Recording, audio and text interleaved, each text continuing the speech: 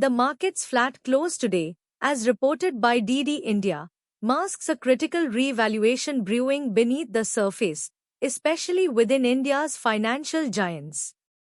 While the headline suggests stability, the real story is the underlying drag from financial stocks, forcing institutional capital to question fundamental moats and future growth vectors. India's financial sector, dominated by behemoths like HDFC Bank and ICICI Bank, traditionally enjoys robust structural moats. We are talking about a vast, underserved population, high domestic savings rates, and a regulatory framework that, while sometimes restrictive, broadly supports financial stability and growth. These institutions act as the circulatory system of the Indian economy. They intermediate capital, provide crucial credit for consumption and investment, and are indispensable to India's long-term growth story. The value proposition is clear: leverage scale, trust, and distribution to capture a massive demographic dividend. Now, without specific company earnings, we must look at the macro indicators driving sector performance. Interest rate cycles are crucial. We've seen a period where rising rates boosted net interest margins, but the velocity of this tailwind is changing. This directly impacts revenue metrics across the board. Asset quality, particularly non-performing assets or NPAs, has shown significant improvement over recent years, providing a crucial margin expansion story. However, credit growth, while healthy in some segments, needs careful monitoring.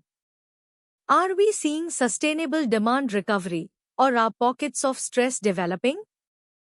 Sound management across the Indian financial sector is intensely focused on two key areas: digital transformation and risk-calibrated credit expansion. Think of SBI's digital push with YONO, or Axis Bank's strategic partnerships to broaden its reach. This isn't just about efficiency, it's about future-proofing the business.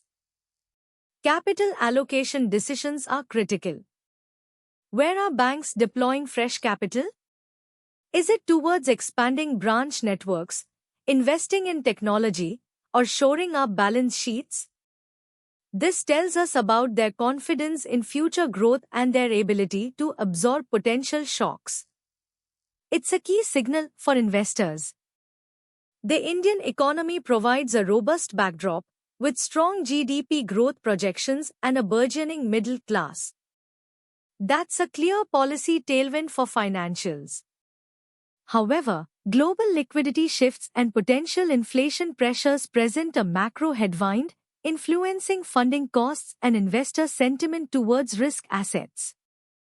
The competitive landscape is also evolving rapidly.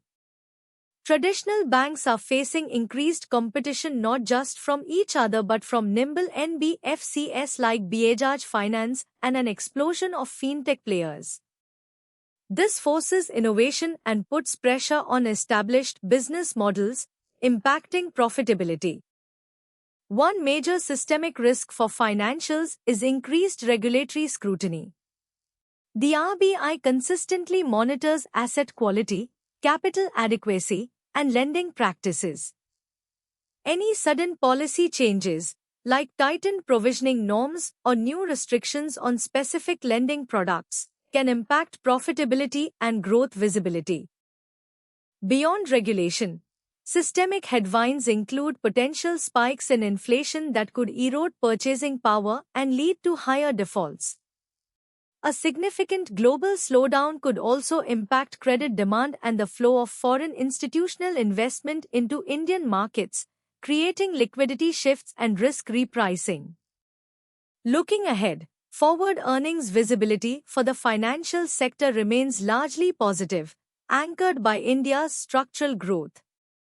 However, the recent flat market performance means investors are undertaking a valuation reassessment. The market is distinguishing between banks with strong asset quality and those still dealing with legacy issues. Our multi-year thesis on Indian financials remains intact, but with nuance. The structural momentum of credit growth and financial deepening is powerful. The key is identifying those institutions with superior execution strategies, strong capital buffers, and a clear path for digital leadership. These will lead the capital rotation.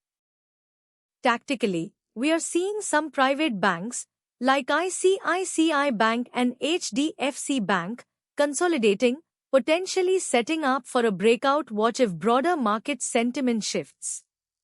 Conversely, some NBFCs that have seen massive runs might warrant trim consideration, given potential interest rate sensitivity and valuation extensions.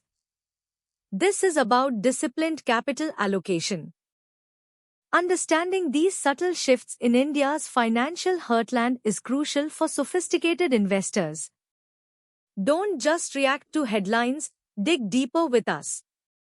For more institutional-grade analysis and to stay ahead of the curve, make sure you hit that like button, share this video, and subscribe to SR Money News IN. We are here to help you navigate these complex markets.